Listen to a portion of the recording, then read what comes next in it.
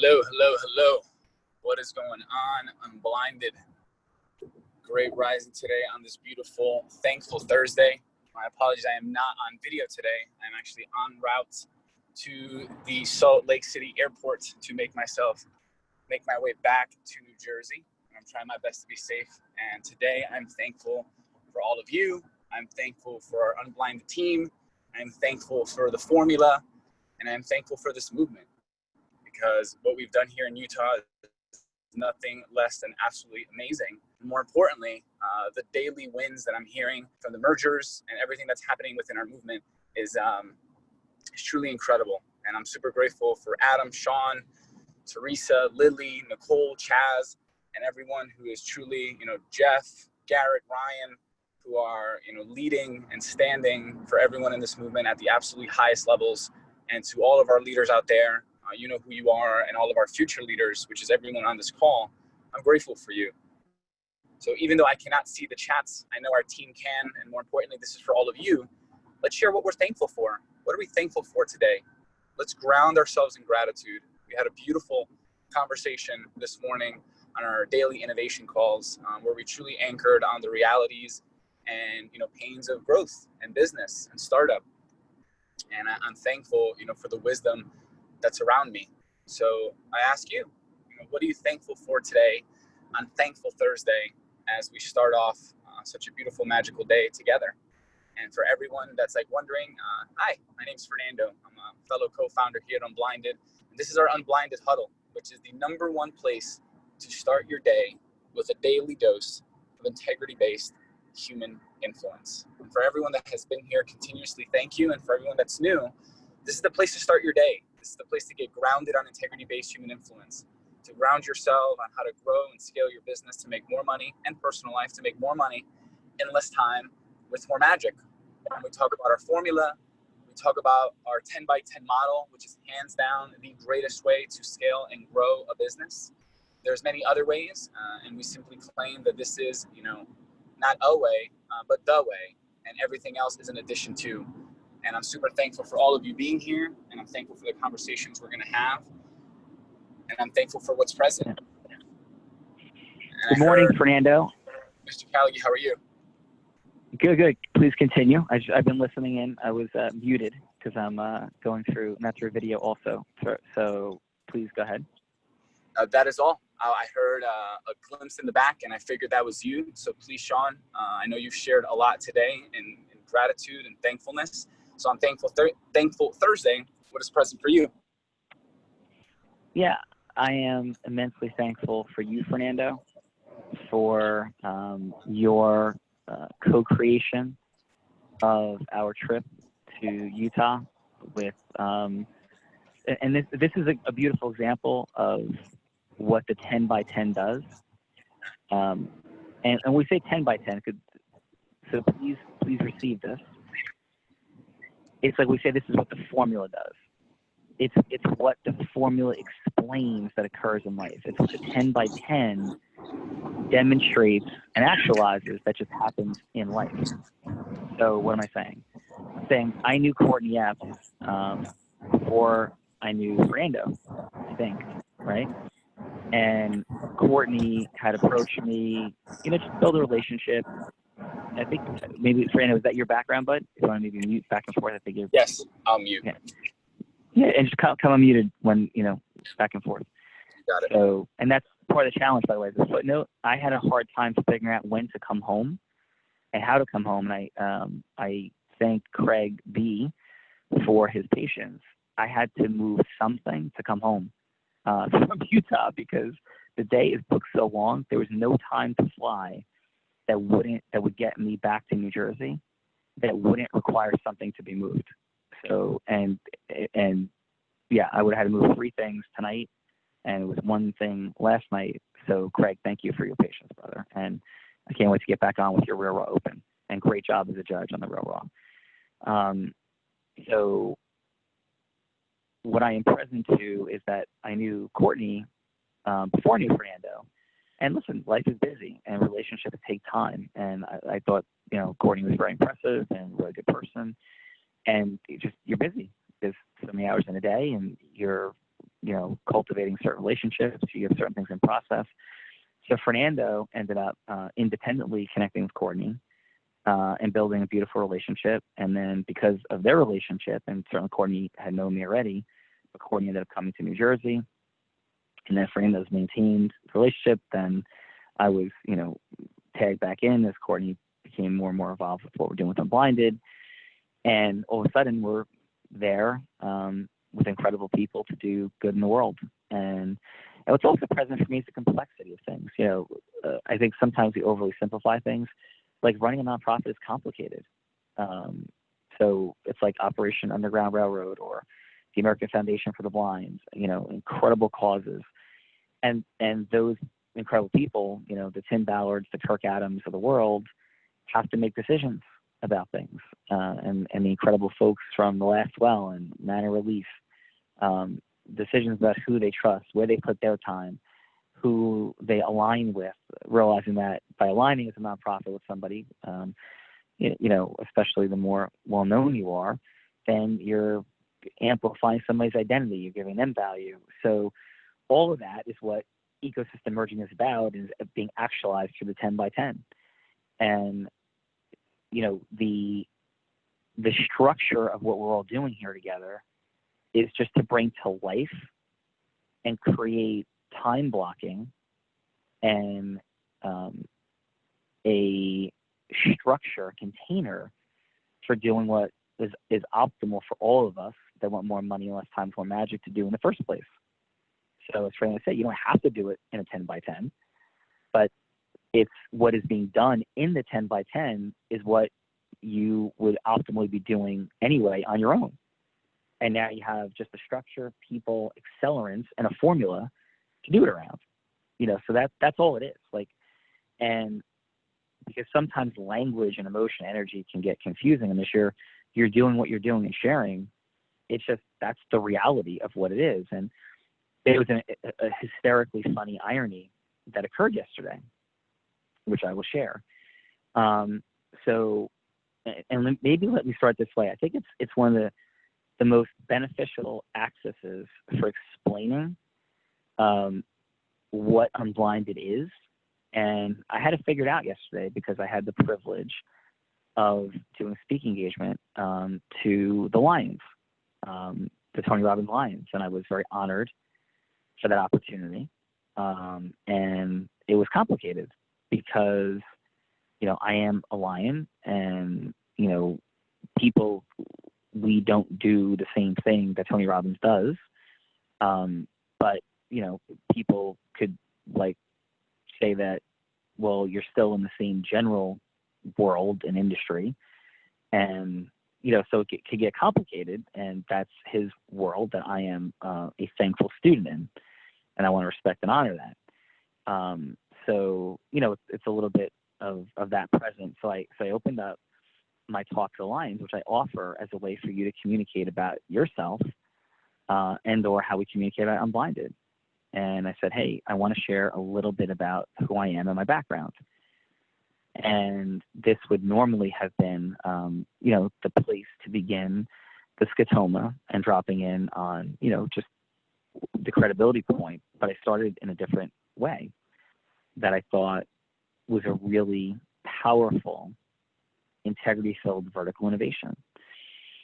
And I shared, hey, I'm not the wealthiest person on this line. I am not the person that makes the most income on this line. I am not the healthiest person on this line. I'm not the youngest person on this line. I'm not the oldest person on this line. And I'm not the person best at having a relationship on this line. I've been divorced twice. I am not the smartest person on this line. I'm not the kindest person on this line. I'm not the person who's given the most to charity on this line. And I'm not the best person to run a company on this line. I said, and I'm not the best at a whole bunch of other things. I said, I also am not the best cook on this line. You wouldn't want me responsible for doing your landscaping, your mowing your lawn, or your cleaning. I said, but here's what I do have to offer and share from my heart with humility. I have the formula to explain why I'm not all those things. And for the things that I am, which I am thankful for and proud of, and still growing in, I have a formula to explain why I have all of those things and how to optimize or destroy them. So, let me share a little bit about what I have been fortunate enough to achieve, and I went in from there. And that's what I offer to you, that the formula is why we have and don't have everything we want. It's like just what is, like at some point there was water and people said like, oh, this is water, and named it a word. And they're like, oh, that's seawater, that's fresh water. Eskimos have 12 words for snow. I think in Greek there's 4 or 7 words for love. It's certainly more than one. Different types of love, agape, and there's different phrases. So then distinctions begin, and that's all the formula is. It's a way of explaining how we create outcomes and results. So we have a container to assess things and to accelerate through things. So I just share that on this Thankful Thursday. I'm excited for that access. And any time that the word the formula could begin to sound like something like, oh my goodness, like we've discovered the only way to succeed in business. No, it's not that. It's a way to explain and analyze and assess and accelerate, right? And it's just correct. It's correct to say that a triangle, if you measure all of it, is 180 degrees. I think that's correct. So if I'm wrong, anybody out there, please tell me. But from geometry, and somebody like figured that out at one point. So I think that's right. It's been a while. And by the way, I can proudly say, not proudly, I can emphatically say, I guess I am proud to have overcome this, that I failed honors freshman geometry for the year because my process mastery and self-mastery are so horrific that I wasn't studying. And I was happy to pass, and I needed like a 50, and I think it was like 55 or something in the 50s to pass for the year. And I got like a 42 and failed for the year. And my beautiful, wonderful mother almost killed me because obviously she understood that was not what I was capable of. And I did get A's for the rest of high school in math because I did alter my approach. And the formula would explain that too. So when we share about things, and for those that are new and here for the first time, we're just talking about like, yeah, this is like what it is. Like, hey, your blood should look like this. A healthy lean body mass is that. Like the formula just explains things and gives us the optimal way to get there because of process mastery, integrity-based influence mastery, and self-mastery, formulas and dynamics. And that's what we have here. And the 10 by 10 is just a vertical innovation within the formula to then actualize certain aspects of marketing process mastery. So it's like therefore, and it's what it does. So I was saying irony, and I'm going to get to Adam Gugino in a second, so hopefully Adam's live. So an irony was there were a couple of lines that were not necessarily, I'd missed a couple 10 by 10 calls, and it was like, this is like weird a little bit. And Adam and Fernando were like, kind of like, I don't know what we should do. We said hire fast, fire fast. And I'm like, well, fire them. And because, I love them, but like, yeah, you can't play quarterback or you can't play wide receiver or, linebacker if you don't show up. And so some of those people were the people that were, running the Lions call that brought me in.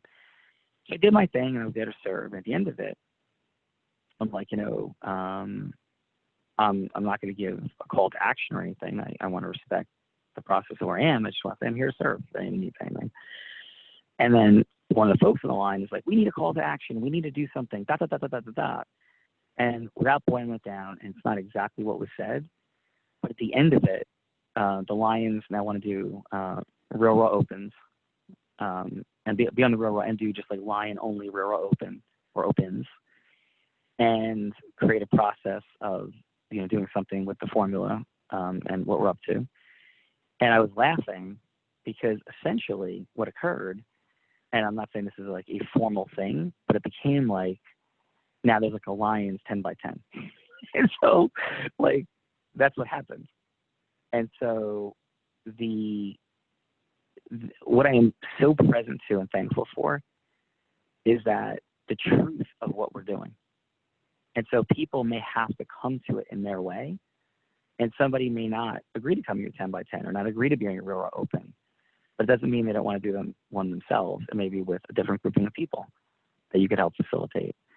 And I was so present to that, right? Because, and this is just a heartfelt part of the story, a while back, and I never asked the Lions to do anything because I want to really respect, you know, and some people are more aggressive and assertive and do things, but I have so much respect for Tony and Sage, and wanted to be really mindful of those dynamics and lines of being a student there, a participant there, and stepping into leadership only when asked, right? And so I was laughing because a while back, and I thought it would have been out of integrity and weird for me not to tell and share with the Lions like the opportunity to come on the real raw. Like I didn't want them to hear about it and be like, well, why didn't you invite us? So I just did one thing. So listen, you know, this is not a solicitation, it's not whatever, but if you guys want me in the real raw, that's what we're doing. And like nobody commented or responded. It was like crickets. And I'm like, okay, like all good. Now, a number of Lions have been on the real raw that I have more direct, personal, ongoing communication relationship with. I was simply, though, at the end of the call yesterday, laughing at the reality of like how it comes together. And sometimes it takes multiple touches. It takes a stage and a microphone. So I had a stage and a microphone. There were beautiful and wonderful people there to socially prove who I'd been on the real raw. And now all of a sudden, it's like a thing. And everybody's like excited. And it also reminded me of like the how to create a movement dynamic where people come in at different times in different ways into something. And that's not like saying, so here's what I'm not saying. I'm not saying there's a Lions 10 by 10. I'm not saying all the Lions are like, oh my God, like we have to be a part of everything Unblinded is doing. I am saying there's a real raw open. I am saying my level that there's let's do something ongoing together, and exactly what on with Sean running it, leading it. And what I am saying is that ongoing together thing will be exactly what we do in a 10 by 10. So the beauty of language and understanding and dynamics is just incredible. And the outcome of that is just for you to realize in your heart that everything we're saying works.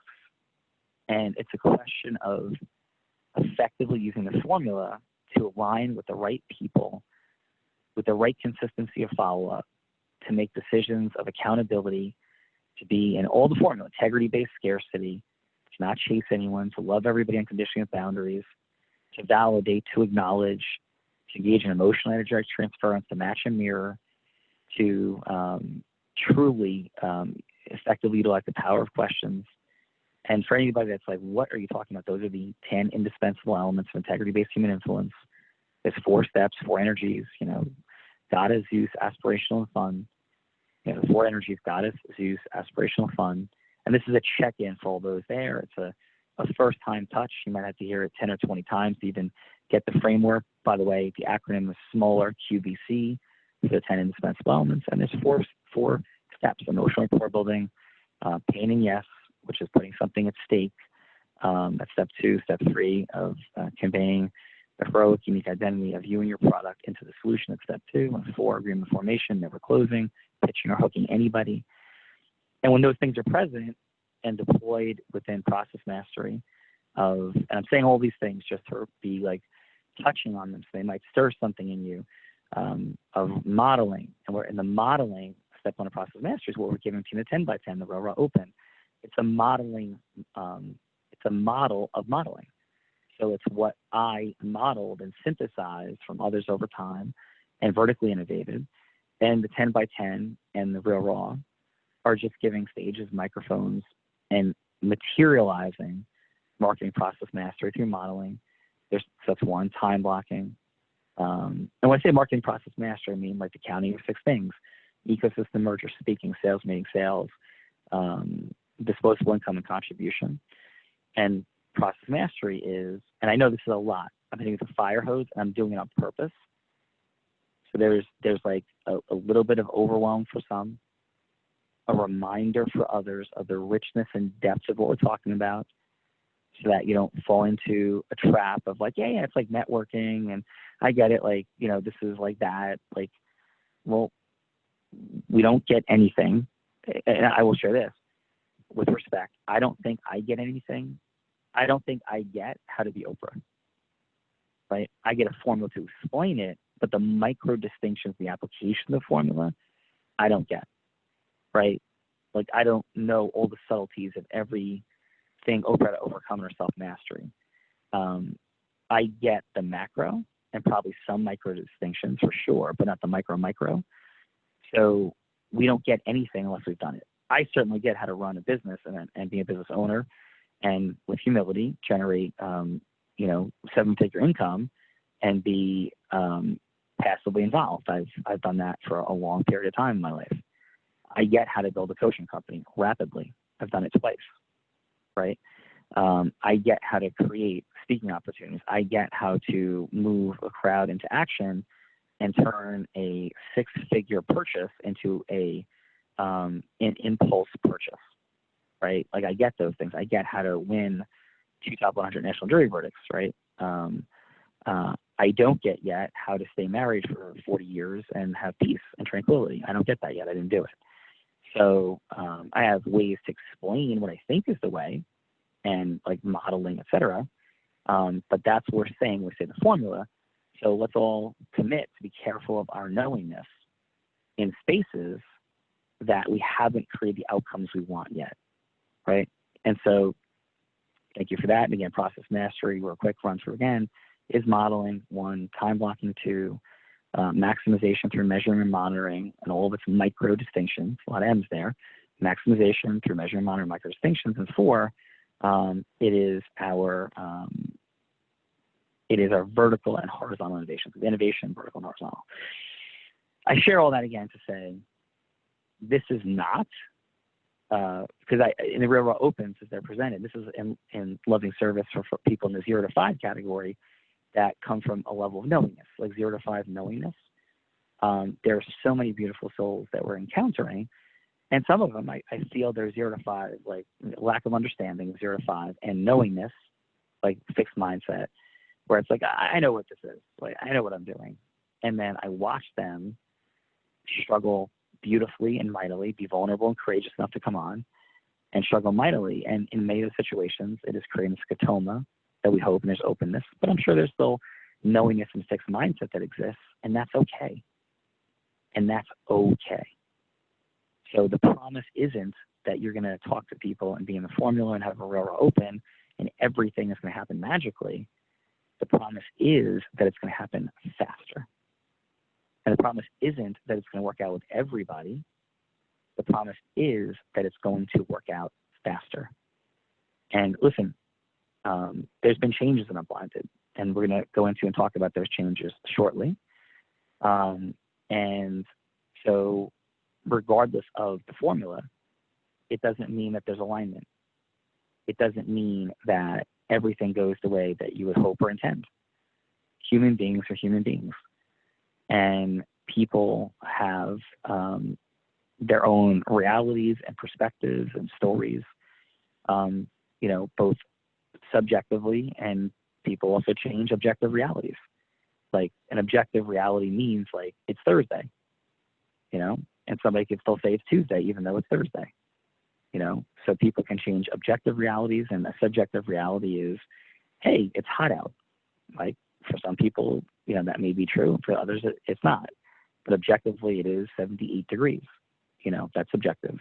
So that said, I'm going to pop in for a moment with the one and only heart-centered, unbelievably committed and integrous $300 to $700 million person who walked away from millions for mission, vision, heart, and integrity, Mr. Adam Gugino. How are you, sir? So Adam is jumping on right now. Mr. Callagy, Unblinded team, if we can tag in Adam Gugino, that would be incredible. And we give a few minutes, or better said, a few seconds. And what say you, Fernando, about what? I'm here. Oh, I'm all right, here. let's go. I'm here. What's up, brother? Eating and waiting, so I'm good. Thank you. Yeah. Absolutely feeling amazing, and I've gotten some chills throughout that conversation because of the micro. I think there's some background noise, but I don't know. Everyone could call mute. Except that might be you, Fernando, brother. Thank you. Okay. So yes, everything you said, Sean, has come to a reality in the 10 by 10, and things happen for a reason, because Fernando asked me to lead the morning call with the mastery students as well, and it gave me some distinctions that I hadn't even realized yesterday in 2 of the 10 by 10 meetings that I was a part of. So I want to really break it down where you were talking about measuring, monitoring, and process mastery. And what we did was, of course, we have the 6 things that we're measuring: our sales meetings, our stages and microphones, contribution, disposable income, and merging of ecosystems, right? And with that, we asked the group to start off by just letting us know where everybody saw themselves on the continuum of a scale of 1 to 10. And it was incredible to see such accomplished people show such vulnerability and give low numbers and scores for their areas of growth in these areas that everybody wants, which proves that everybody wants more of something, right? More money, more magic in less time. So with that said, it created some questions, Sean. And I didn't get this earlier. We didn't talk about this earlier, but I want to do it now because I think it adds again more to your point, and it creates such distinctions. The question was by Deepak in one of the meetings. He said, "Well, Adam, I'm a little confused though on how we're going to measure and monitor like a stage and a mic that's a merged ecosystem, and like, could you explain how we're going to count those things?" And it made me really think, and this is what we talked about earlier. Listen to the breakdown. If you are asked to just speak in front of an audience or on a podcast, that's a stage and a microphone. If you are asked to speak in front of a stage and an audience, and you are given the opportunity to create sales meetings out of that, where you walk away and you get a list of people that were interested in what you were talking about, now you've got a stage and a microphone, and you're walking away with sales meetings and you know, ending up being able to take those into sales down the road. Now, what if you're asked to speak on a stage and a mic? You're also asked to, you're given the ability to sell to the audience of 300 people. You now have 300 sales appointments, a stage and a microphone, and how many of those turned into sales, right? So as you continually go up that scale of what you're doing, think about how all these things work together and how the distinction of the language and to be able to measure and monitor. Now, the question really was, Sean, well, what about a merged ecosystem? And like, how does that, well, a true merged ecosystem where you're exchanging value, where there's potential, you know, you're speaking or you're working you have access to their audience and they have access to yours. I mean, isn't that the ultimate? You have a merged ecosystem where you're able to speak on their stage or on a podcast. You're able to offer your product and service at the same time. So you have sales meetings, you have sales coming out of that opportunity. You have a merged ecosystem. And what happens when you sell more? You create more disposable income, and you're able to contribute more. So think about how all those things work so synergistically, but unless you understand the distinctions of each one, because that's where it all started, like the questions, like what's what and how, then how do you really measure, monitor, how do you grow in those areas? So I think that was conveyed earlier today, and it landed with the team, and it landed for me, Sean, and that's why I have to say, like, I'm so grateful for your vision, because you got this before anybody else did, or before I did at least. But now that I'm able to explain it and see it and measure and count it, the 10 by 10, we know what we need, and it starts, merge those ecosystems, get stages and microphones, which is going to get you more sales opportunities, which is going to get you more sales, ultimately give you more disposable income to be able to contribute more and change the world. Yeah. So love that, brother. And your energy, your focus, your breakthroughs and clarity are received. And you are absolutely spot on. An ecosystem merger equals access to people. So like if I'm on somebody's podcast, we haven't merged ecosystems. Rob Gill has merged ecosystems with Chris Crone because they do YouTube videos under an agreement consistently together. Rob speaks on Chris's stage and gets a stack of, 120 folks to follow up with and deliver beautiful value, and services exchange. Rob Gill has an ecosystem merger with an accountant, right? That he gets to present via email possibilities and opportunities and other situations. Until he understood the language of frictionlessness, I'd say, well, you have a referral relationship, that's fine, but how do people know? Like the accountants delivering their services, how does anything actually happen? How many referrals are occurring? He's like, well, not too many. I'm like, that's not an ecosystem merger. Or it is, but it's super high friction. So like, what's a comfortable way to decrease friction? That's the conversation. As you look at ecosystem mergers and count them, assess friction, and just having that time to go to a meeting to talk about it creates change. And bringing proximity with people focused on the same thing creates change.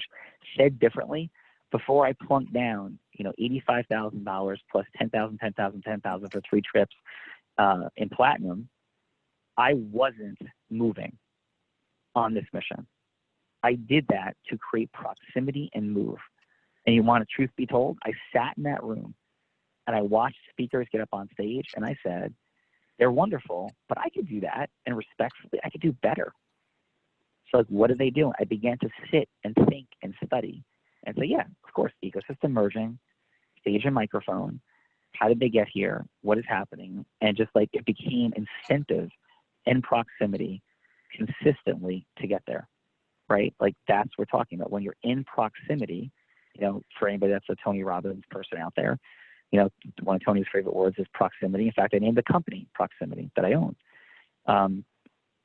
And that proximity that Tony learned about, from his Scorpions group and people like Peter Gruber and others that were in it, it changed his life.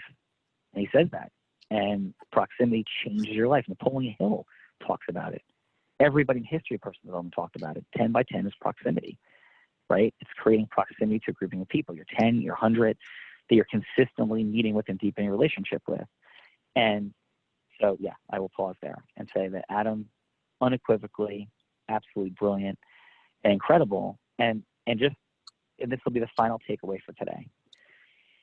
When I was 13 years old, I didn't grow up with money, in any meaningful way, but my dad got married in Barbados and we went. And my dad very kindly and generously said, like, let's get certified to learn to scuba dive because we like James Bond. And we shared, he introduced James Bond to me and he read the first book. Actually, the first book I think was Casino Royale. I had read that and, saw Dr. No when it came out and all of the dynamics of James Bond emerging. And, I was introduced to James Bond at a young age and I was like, wow, he scuba dives. Let's do that, like modeling. So when we went to Barbados, we went to try water skiing. And so my dad, when we had this on like some old type of video camera of some sort from 1983, and my dad tried to water ski and he got pulled and fell. And he got pulled and fell. And he got pulled and fell and didn't get up. And he did that maybe, 5, 6, 7 times. I finally said, enough, done. And when we came back in the boat, he's like, yeah, it's just, this doesn't work. It's just like, you need lessons, you need more time, da. And I jump in the water, I try.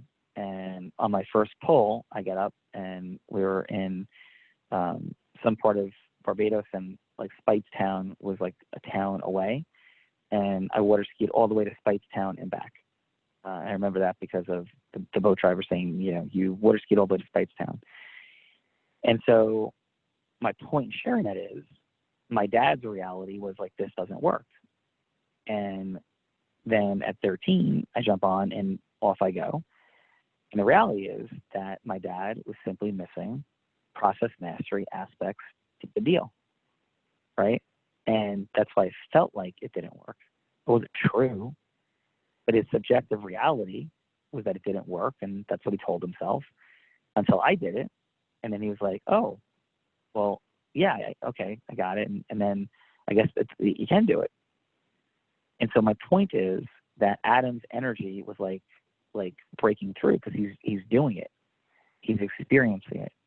He's witnessing people who've achieved some very meaningful levels of success that are like, yeah, I have extraordinary room to grow in ecosystem merging and speaking engagements and all these things. And to Deepak's point, like, I love it. And thank you, Deepak, and Deepak's amazing. One cautionary flag: perfection is the enemy of progress. And if I had a penny for every person who told me this isn't going to work, I have more questions. What are you doing, Sean? Why are you quitting your job? Why are you doing this? Why are you doing that? Oh, you think you're going to be able to play college baseball? You think you're going to start varsity next year? No, Mike's going to start at that position at cornerback. Like, that's not going to happen. I mean, everything I've ever done in my life, people have told that to me. And I guess I was just too stupid, stubborn, committed, or delusional to listen. And I didn't sit down and try to figure out every micro thing before I acted. We learn through action. We learn, and it's not, Deepak is a massive action person. It's saying, though, that if we have questions, still act, learn, act, listen. And one of the most unbelievable dynamics that I have experienced in Unblinded, which I was very present to and aware of, is the amount of people saying, I don't understand something, or something is not going to work, who have never even listened to the modules on the 10 by 10. And my heart goes out to think of all of the other things that people who want more money and less time, more magic, and are even on the huddles, and are even working on their 10 by 10, and are not listening and studying. It's like I had family members who wouldn't read the directions. And I am not handy by nature, but I'm really good at just following directions. So it's like, okay, step one, what's step two? And I put things together with people who are like, I don't read directions. I just kind of feel my way through it. And like, I get that. I get that there's different learning styles. I'm not confused. I'm getting there's learning disabilities. I'm not speaking into that. What I am speaking into is the lack of process mastery dynamics that we can experience as humans because we want to feel less stress. If we give into our self-mastery and want to feel less stress and only do it in ways that are comfortable for us, that's a total and complete choice. It's fine, but do not confuse that with objective reality. You're creating a subjective reality, your own story. The objective reality is our business grows through ecosystem mergers, through speaking engagements. By the way, speaking engagement could be a TV commercial, right? A speaking engagement could be a billboard, advertising. But as brilliant people have shared, advertising is a tax we pay for being unremarkable. If we're ecosystem merging and we're speaking, then we have to pay less. And when we get to the highest levels of speaking, we can get paid to market. See Tony Robbins. See Oprah Winfrey. They are paid to market. They're not paying for the advertising. They're getting paid to market. So like we could pay to advertise. We can get paid to market on opposite ends of the spectrum. Paid to market means Tony Robbins does an event, gets paid for it, and sells more stuff. Adds massive value, sells more stuff. Oprah gets paid to be on the TV show to build her brand identity and promote and sell things on her behalf and the behalf of others. It's how Dr. Phil was created, right? Or we could be in the middle and not pay for or get paid to. But we just add more value with our presence, do good things, and good things happen, and that's who Dr. Phil was on Oprah. That's who Keith Cunningham is on Tony Robbins' stage, right? So like this is what is, right? And if the real question is, can I do it? Because fundamentally, the objection of, I don't think this really works, is often the cover for, I don't know if I could actually do it. With all my heart, you can. You're amazing. You're created for greatness. You decide who and what you are in the world, and nobody else. And the number of people that have tried to tell me that I couldn't, I shouldn't, it's not possible, you're going to fail, you're going to embarrass yourself. Every single thing I ever did was like that, including the Unblinded immersion event, including afterwards people saying, oh, da, da, da, da, da, like, it never will stop. But it's how we decide to act in our hearts and our love for people and things. Not in their face, not to show them, but to show yourself, to love yourself, to keep your dreams primary. And if your dreams are just to like chill out and stay exactly where you are, that's fine. That's fine. But let's just make sure we're being honest with ourselves. This all works. It's here. You're doing a beautiful job, and the next breakthrough is right around the corner as you keep taking action and innovating and coming back to these huddles. Thanks. I am thankful for you, your time, your attention, your energy, and your belief. And all of it is right here for all of us. Let's count stuff. Let's rock and roll. 10 by 10s, railroad opens, and let's have fun and celebrate. Tomorrow's Fun Friday. Let's come with some wins tomorrow. What are your wins? What's the progress? There's tons out there. Let's share some tomorrow. Have a great day.